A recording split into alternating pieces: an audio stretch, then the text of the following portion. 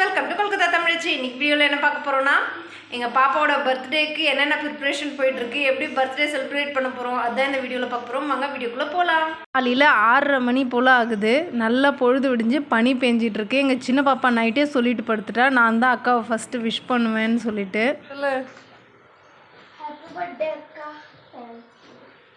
சொன்ன மாதிரியே அவள் தான் ஃபஸ்ட்டு விஷ் பண்ணியிருந்தா. எல்லோரும் குளிச்சுட்டு கிளம்ப ஸ்டார்ட் பண்ணிட்டாங்க. பாப்பாவுக்கு ஸ்கூலுக்கு போட்டுட்டு போகிறதுக்கு இந்த மாதிரி ஒரு ஷிம்மரி டிஷர்ட்டும் அது கூட வந்து ஒரு பேண்ட்டு ஜீன்ஸ் பேண்ட்டும் தான் வாங்கி கொடுத்துருந்தேன். சின்ன பாப்பா வந்து யூனிஃபார்ம் போட்டுட்டு கிளம்பிட்டா. பெரிய பாப்பாவுக்கு தான் வந்து கம்மல் அதெல்லாம் கொஞ்சம் மாட்டிகிட்ருக்கா. நாங்கள் எடுத்த ட்ரெஸ்ஸுமே வந்து ஃப்ராக்கு, நைட்டுக்கான ஃப்ராக்கும் பீச் கலரு, இந்த டிஷர்ட்டுமே பீச் கலரில் இருந்ததால் ஏற்கனவே அதுக்கு செட்டாக வாங்கின அந்த ஹேர் கிளிப்பு அதுக்கப்புறம் இயரிங்ஸு எல்லாமே மேட்ச் ஆகிடுச்சு.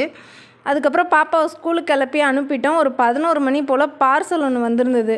இது வரும் அப்படின்ட்டு நாங்கள் நினைக்கல. வருமா வராதான்ற டவுட்டில் தான் ஆர்டர் பண்ணியிருந்தோம். பட் ஆனால் கிடச்சிருச்சு. நாங்கள் எங்கள் கடை தெருவில் போய் கேட்கும்போது இந்த மாதிரி ஹேங்கிங்ஸ்லாம் தீபாவளி சமயத்தில் மட்டும்தான் கிடைக்கும்னு சொல்லிட்டாங்க. அதுக்கப்புறம் வந்து ஆர்டர் போடவே வருமா வராதான்னு யோசித்தோம். பட் ஆனால் வந்துருச்சு. அதுவும் பர்த்டே அன்றைக்கே வந்துருச்சா. எல்லோரும் ஈவினிங் தானே வர போகிறாங்க, காலையிலே டெக்கரேட் பண்ணிடலான்ட்டு அது எல்லாமே எடுத்து பார்த்துட்டு இருந்தேன். ரொம்ப சூப்பராக வந்திருந்ததுங்க. இது வந்து 4 செட்டு சேர்த்து 171 ரூபாய்க்கு ஃப்ளிப்கார்ட்டில் கிடைக்கிது. நான் முடிஞ்சால் அதோட லிங்க் வந்து உங்களுக்கு அஃப்லியேட் லிங்க் கொடுப்பாங்க இல்லையா, அதில் வந்து நான் கொடுக்கறதுக்கு ட்ரை பண்ணுறேன். உங்களுக்கு கிட்டத்தில் காட்டுறேன் எவ்வளோ அழகாக இருக்குன்னு மட்டும் பாருங்களேன்.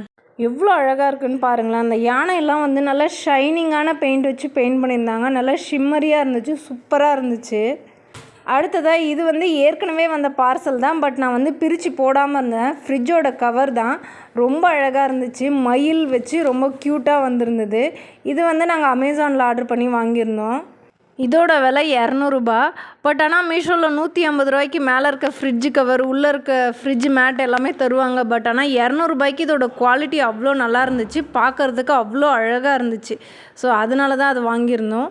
அதுக்கப்புறம் கீழே வந்தோம். ஹவுஸ் ஓனர் வீட்டில் வந்து கொஞ்சம் பாயாசம் பண்ணி கொடுக்க சொல்லியிருந்தோம். ஏன்னா நம்ம பண்ணுற பாயாசத்தை விட இவங்க வந்து அரிசியில் பண்ணுற பாயாசம் வந்து இங்கே இருக்கிறவங்களுக்கு பிடிக்கும். வரப்போகிற கெஸ்ட் எல்லாமே இந்த ஊர் கெஸ்ட்டு, நம்ம ஊர் சமையல் பண்ண வேணாம் அப்படின்னு சொல்லிட்டு பாயாசம் பண்ணி கொடுக்க சொல்லியிருந்தோம். அரிசியில் பாயாசம் பண்ணியிருந்தாங்க. அடுத்தது கொஞ்சமாக பன்னீர் கிரேவி பண்ணிகிட்ருக்காங்க. ஒரு 1/2 கிலோ போல் பன்னீர் வாங்கிட்டு வந்து கிரேவி பண்ணிகிட்ருக்கோம். நானும் ஹவுஸ் ஓனர். நான் கொஞ்சம் சின்ன சின்ன ஹெல்ப், இந்த பேஸ்ட்டெல்லாம் அரைச்சி கொடுக்கறது, காய்கறி கட் பண்ணி கொடுக்கறது அதெல்லாம் நான் பண்ணிகிட்டு இருந்தேன். அதுக்குள்ளே மேலே வந்து குக்கு சமைக்கிறதுக்கு வந்துட்டார். இவர் வந்து நான்வெஜ்ஜு, அதாவது சிக்கன் கோஷா, அப்புறம் ஃப்ரைட் ரைஸு, அதுக்கப்புறம் சட்னி பண்ணுறதுக்கு தான் இந்த தக்காளி, அது கூட வந்து இந்த பேஸ்ட் மாதிரி போட்டிருக்காரு பாருங்கள். இது மாம்பழத்தில் செஞ்ச பேஸ்ட். அது கூட பேரிச்சம்பழம் அதெல்லாம் மிக்ஸ் பண்ணி ஒரு சட்னி மாதிரி ஒன்று பண்ணுவாங்க. அவர் இப்போ வந்த உடனே சிக்கன் வாஷ் பண்ண ஸ்டார்ட் பண்ணிட்டாரு. நம்ம கிச்சன்லேயே சமைக்கிறேன் அப்படின்னு சொல்லிட்டாரு. नाम क्या है भैया?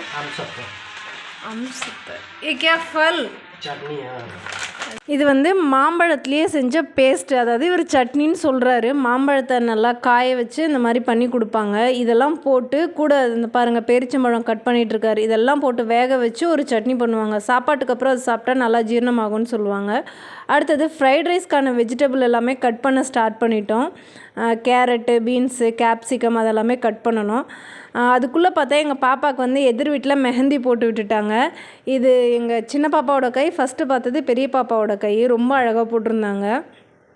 அப்புறமா என் குட்டி பாப்பா, அப்புறம் பெரிய பாப்பா, பக்கத்து வீட்டு பாப்பா எல்லோரும் வந்து பலூன் வந்து ஊதி வைக்க ஸ்டார்ட் பண்ணிட்டாங்க.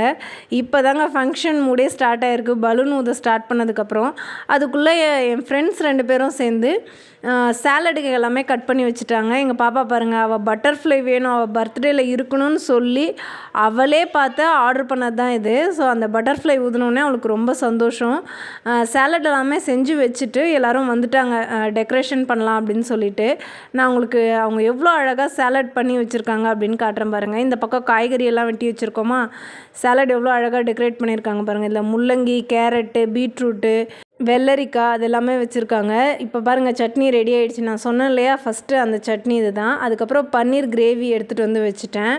குக் வந்து சிக்கன் சமைக்க ஆரம்பிச்சிட்டாரு. ஃபஸ்ட்டு அந்த சின்ன அடுப்பு இருக்குல்லையா அதில் செஞ்சு பார்த்தாரு. பட் இவ்வளோ குவான்டிட்டி ஜாஸ்தியாக இருக்கவே வேறு அடுப்பு மாற்றிட்டாரு. ஹஸ்பண்டோட ஆஃபீஸில் இருக்கிற எல்லாருக்கும் இவர் தான் சமைச்சு போடுவார். சூப்பராக சமைப்பாருன்னு தெரிஞ்சு தான் இவரை வந்து கூப்பிட்ருக்கோம். நல்லாவே சமைச்சிட்ருக்காரு. வாசனை சூப்பராக இருக்குது. அதுக்குள்ளே ஹஸ்பண்ட் வந்து கேக் வாங்கிட்டு வந்துட்டார். அவரை வந்து கொஞ்சம் டெக்கரேட் பண்ணுறதுக்கு கூப்பிட்டோம். ஏன்னா அவர் நல்லா ஹைட்டாக இருக்கார் இல்லையா, ஸோ எங்கேனாலும் ஈஸியாக ஸ்டிக் பண்ணுறதுக்கு யூஸ்ஃபுல்லாக இருப்பாருன்னு அவரை பிடிச்சி போட்டோம். அப்புறம் ஹாப்பி பர்த்டே ஃபஸ்ட்டு இந்த வேர்டிங்ஸ் இருக்கு இல்லையா, இதை வந்து ஒட்டிட்டோம். அடுத்ததாக இந்த 3 பலூனாக கட்டியிருக்காங்க இல்லையா, இது வந்து இங்கே யாருக்குமே கட்ட தெரியாது, எனக்கு மட்டும் தான் கட்ட தெரியும். ஸோ அது வந்து நான் பண்ணி கொடுத்துட்ருந்தேன். எப்படி நீங்கள் கையிலேயே கட்டிடுறீங்க, நாங்கள் நூல் வச்சு கட்டலாம் அப்படின்ட்டு பிளான் பண்ணியிருந்தோம் அப்படின்னு சொன்னாங்க. பட் எனக்கு என்னவோ எங்கள் பாப்பா பர்த்டேக்கெலாம் டெக்கரேட் பண்ணி எனக்கு இது ரொம்ப சாதாரணமாகிடுச்சு. அடுத்து எங்கள் சின்ன பாப்பாவும் பெரிய பாப்பாவும் மேக்கப் பண்ணுறதுக்குள்ளே வந்துட்டாங்க. இதுதான் வந்து எங்கள் சின்ன பாப்பாவுக்கு எடுத்த ட்ரெஸ்ஸு, மிந்த்ராவில் எடுத்திருந்தோம். அவள் ஒரு ட்ரெஸ் கேட்டிருந்தா, அது அமேசானில் ஆர்டர் போட்டிருந்தோம். பட் அதோடய குவாலிட்டி அவ்வளோ ஒரு மோசமாக இருந்துச்சு. சரி, அதனால் ரிட்டர்ன் பண்ணிவிட்டு மிந்த்ராவில் வாங்கியிருந்த இந்த ட்ரெஸ்ஸே எடுத்துக்கிட்டோம். அதுக்குள்ளே பசங்களுக்கு வந்து ஸ்வீட்டு, கச்சோடி அதெல்லாம் வச்சு கொடுக்குறதா பிளான் பண்ணியிருந்தோம். ஸோ அதெல்லாமே வச்சு கொடுத்துட்ருந்தோம்.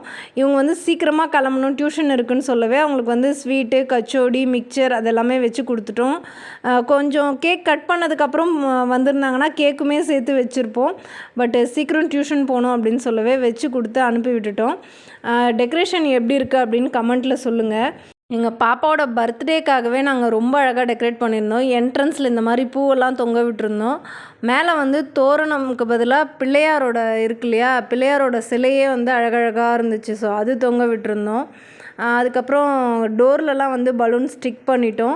எல்லா வீடு முழுக்க பலூன் ஸ்டிக் பண்ணிட்டோம். அப்புறம் இங்கே பாருங்கள், இது எவ்வளோ அழகாக இருக்குது அப்படின்ட்டு. இதோட மொத்த பிளானுமே வந்து ஃப்ரெண்டு தான் பண்ணியிருந்தாங்க. அதோ பிங்க் கலர் ட்ரெஸ் போட்டுட்டு பண்ணிகிட்ருக்காங்க இல்லையா, அவங்க தான் வந்து எல்லாமே பண்ணியிருந்தாங்க. பிளான் பண்ணது அவங்க தான், எது எங்கெங்கே வரணும் அப்படின்ட்டு அவங்க தான் பிளான் பண்ணியிருந்தாங்க. எல்லாத்தையும் முடிச்சுட்டு சூடாக பூரி போட்டுக்கலாம் அப்படின்னு சொல்லிட்டு பூரி திரட்டுறதுக்காக வந்துட்டேன். நானும் ஃப்ரெண்டும் சேர்ந்து பூரி திரட்டி போட்டுட்டோம். அதுக்குள்ளே ஃப்ரெண்ட்ஸ் எல்லாருமே வந்துட்டாங்க. என்னென்ன சாப்பாடு ரெடியாக இருக்குது அப்படின்ட்டு நான் உங்களுக்கு காட்டுறேன். இங்கே பார்த்திங்களா, பாயாசம், அரிசியில் செஞ்ச பாயாசம், சட்னி செம்ம டேஸ்ட்டாக இருக்குங்க, இது சூப்பராக இருக்கும். அடுத்தது வந்து பன்னீர் கிரேவி, சிக்கன் கோஷா, ஃப்ரைட் ரைஸுக்கு சாதம் வடிச்சிட்டாங்க. சூடாக பண்ணால் நல்லாயிருக்கும் அப்படின்னு சொல்லிட்டு அது கிச்சனில் இருக்குது. அதுக்குள்ளே பசங்க எல்லோரும் உள்ளே வந்துட்டாங்க. உள்ளே வந்து பெட்ரூமில் வெயிட் பண்ணிகிட்டு இருந்தாங்க. கேக் எடுத்து வெளியில் வச்சுட்டோம்.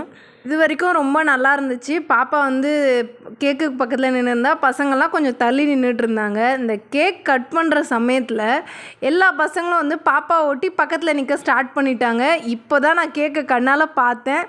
அதுக்குள்ளே கேக் கட் பண்ணதும் எனக்கு தெரியல. இந்த மெழுகுவத்தி ஏற்றி வைக்கிறதுக்குள்ளேயே பசங்க அவள் கையை பிடிச்சி கேக்கை வெட்டிட்டாங்க. கேக்கு கட் பண்ணதையே என்னால் வீடியோ எடுக்க முடியல, வெட்டினதும் எனக்கு தெரியல. அப்புறம் பார்த்தா கேக்கு கட் பண்ணிகிட்ருக்காங்க. அங்கே மெழுகுவத்தியே ஏற்றி அதை ஊதவும் இல்லை. அதுக்குள்ளே என்ன பண்ணுறது, பசங்க வந்து அவ்வளோ ஃபாஸ்ட்டாக இருக்காங்க.